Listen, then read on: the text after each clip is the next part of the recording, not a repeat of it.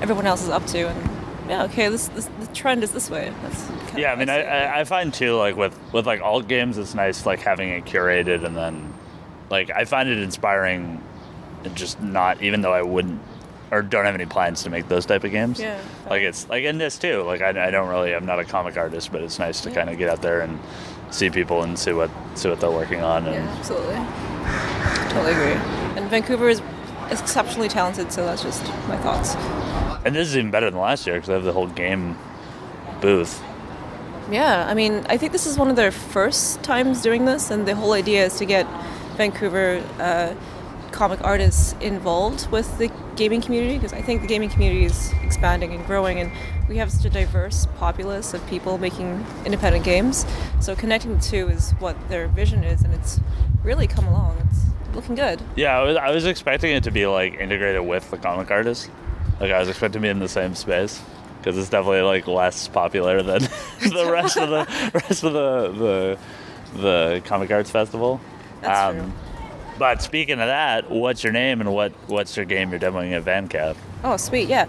My name is Carina Kom. I'm with Crashwave Games. We are exhibiting Iron Tides. It's a Viking-like rogue simulator. Or rather, a rogue-like Viking simulator. There we go. How long have you been working on it? A year and a half. And how, like, where is it? Where's it at? Like, Oh. where is it? When's like, what part of development are you in? Oh, we're ready to launch into early access in July, sometime in the summer. It's exciting for us. It's been a long journey, and honestly, we've been inspired by a lot of the local talent here, yourself included. Yeah, we went through Kickstarter. We went through a bout of like potential publishing. We've traveled. We've participated in several exhibitions now, including Twitch, Casual Connect, and VanCaf is just local. It's good cause, and I like the scene. How is Casual Connect? Because your game's not really like a casual game. You know what our game has? It's meant to appeal for casual gamers and hardcore gamers. So we're looking for somewhere in between. So a lot of our players who sit down, they have the hardcore want for tactics and thinking and contemplating, and then we have mobile players who play our game, and it's really easy to get into, and they can see themselves playing this game on mobile. But it's not. Yeah, right. It's not really a casual game, but it has a casual appeal. Did you find like the casual audience was useful for playtesting? Absolutely. Oh my god, 100%.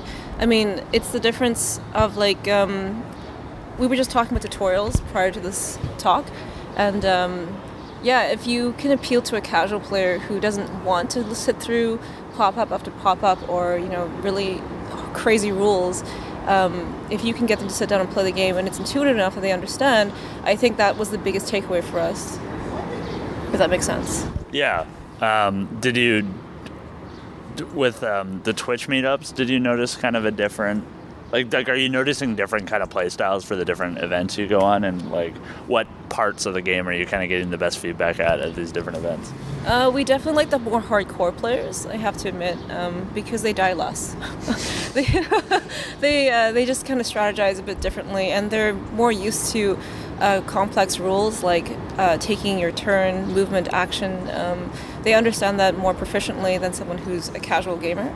So we've noticed that with casual gamers, they expect us to kind of hold their hand through everything, or they expect us to switch the characters like actually in the game for them. But our game is very fluid, so you can kind of pick up a character and move it and attack, or you can pick up another character and attack and then move, and it's just a very fluid experience that I think a lot of casual gamers are just not used to. So yeah, these more niche, hardcore players are really picking us up, and they seem to like it. Do you tailor the demos to the shows you go to? Not really. We just kind of freestyle it, see what's out there. Kind of whatever the current development build is. Yeah. You just kind of let them play that? Yeah. So whatever the latest streamers are playing, we just give that to the public as well. And we just like to look at what they do and see if they do things differently. It's always nice to kind of reinforce what a streamer is doing and interact with their players. So I'm pretty happy with that. Yeah. So have you done a lot of like, have you got the opportunity to watch somebody stream the game yet? Oh yeah, we have Baron Von Plays. He's a big streamer thanks Baron, you're awesome. And we have a handful of smaller streamers who are playing our game, and they usually play for about 15 minutes to 4 hours. So it's been quite the journey. Have you been able to, like, did they save the stream? Have you been able to kind of watch over it? Yeah, we have. And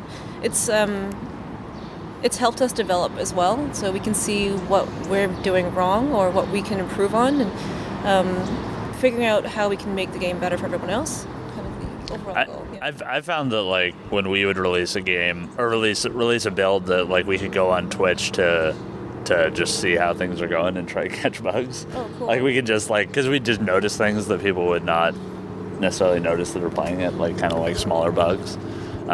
So it's kind of, I think it's good that you're, like, getting it streaming early.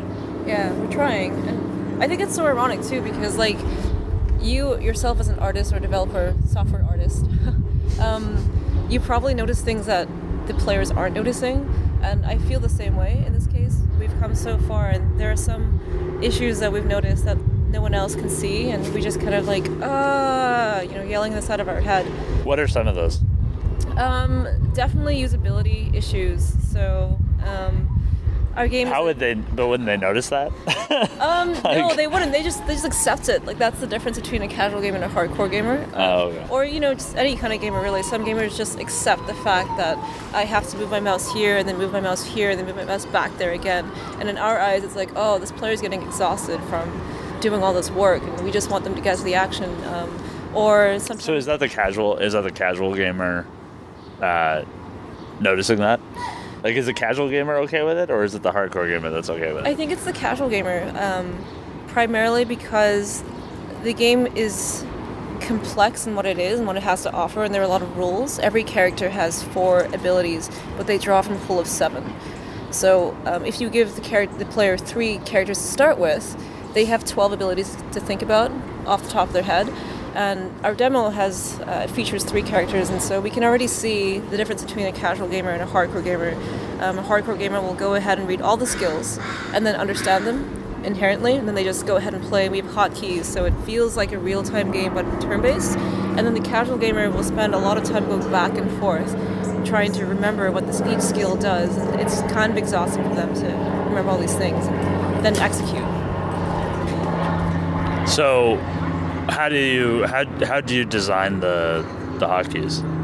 Like, what's the main influence for the different hotkeys? As a hardcore gamer, it's pretty simple. It's just WASD, mouse click, 1, 2, 3, 4 for your key bindings like items or skills, movement.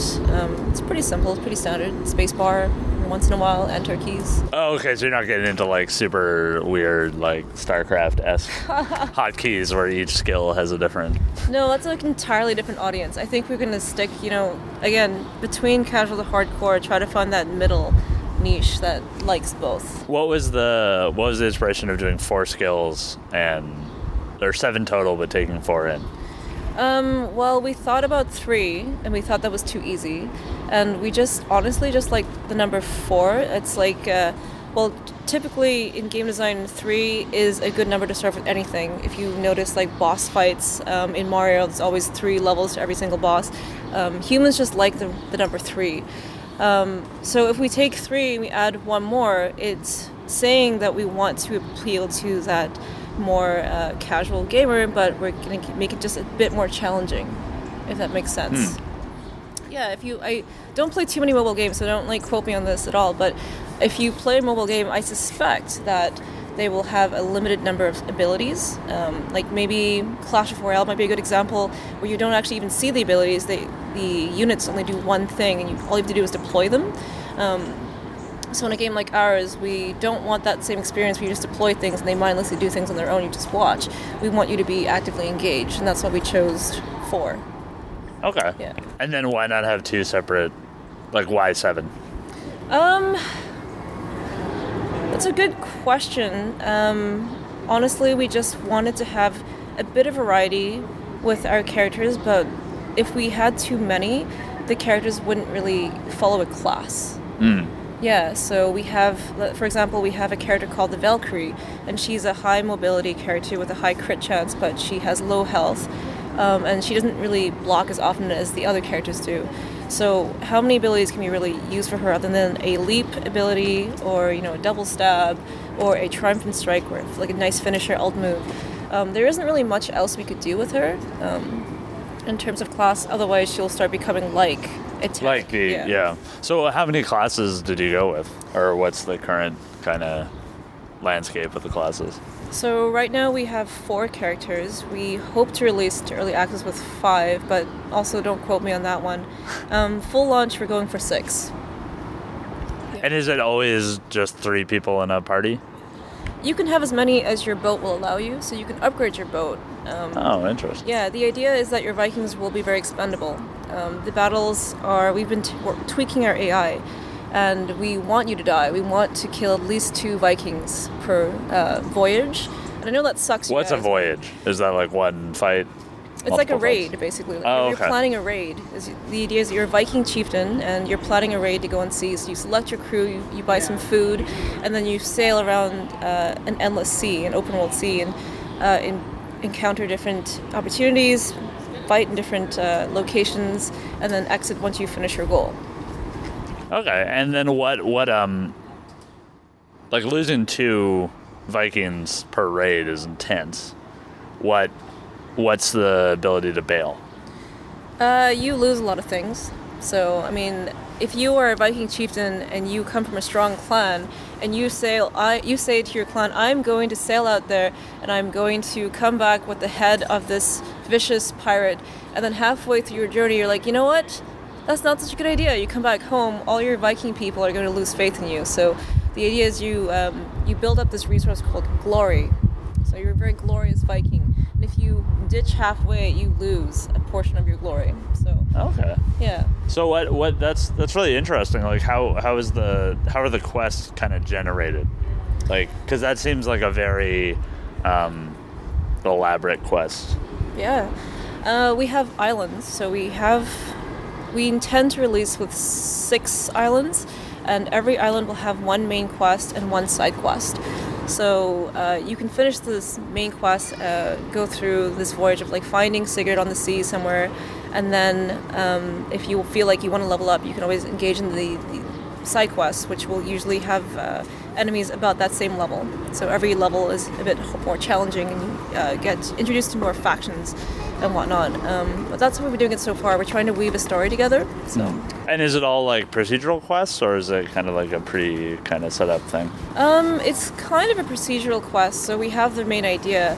So for the side quests, the maps are randomly generated, but for the main quests, we will try to tailor what we can.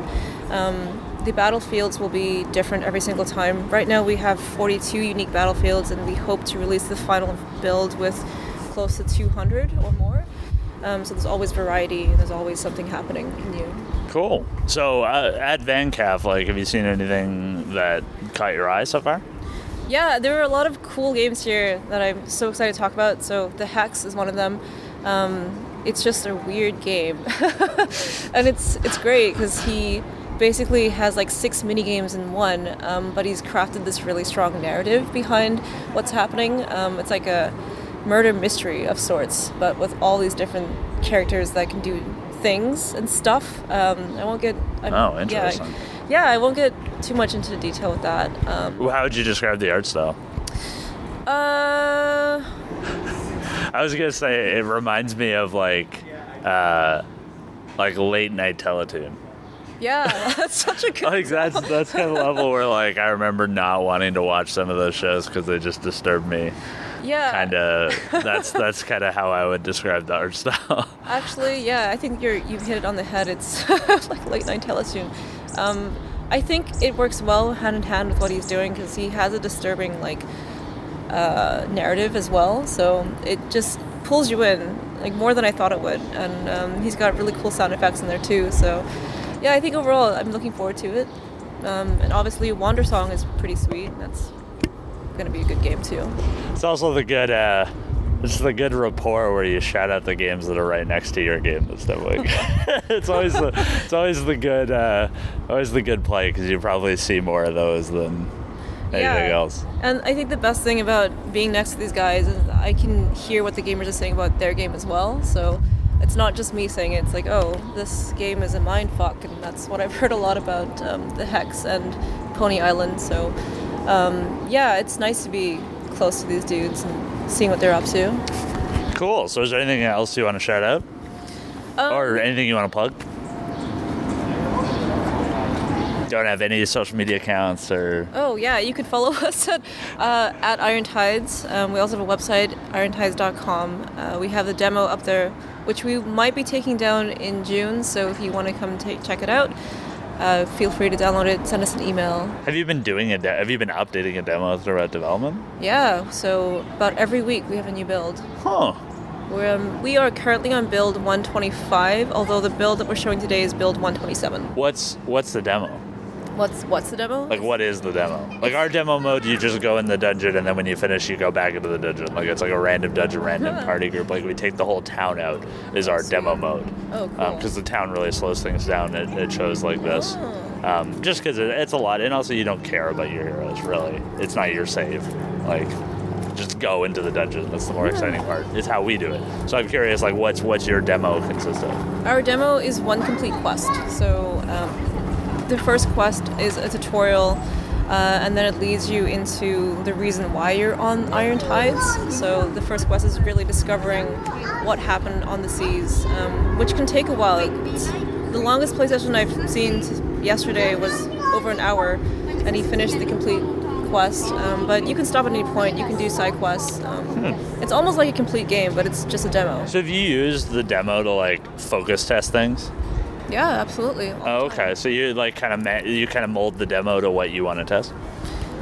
We don't take out the town. Like, that's something that I think we need to have there. Yeah. Players are always asking, how do I get more Vikings? Because they will die inevitably, and we want to show them that there is a place for you to get them. So we allow them to kind of look around our town called Norhaven. But that's interesting too, because we have a lot of work to do on the town. So maybe it's a good idea. Maybe we should take it out. Cool. Well, thanks for being on the question bus. Yeah, thank you for having me. And I hope you have a good rest of ANCAV. Thanks. I hope you see a lot of cool things too.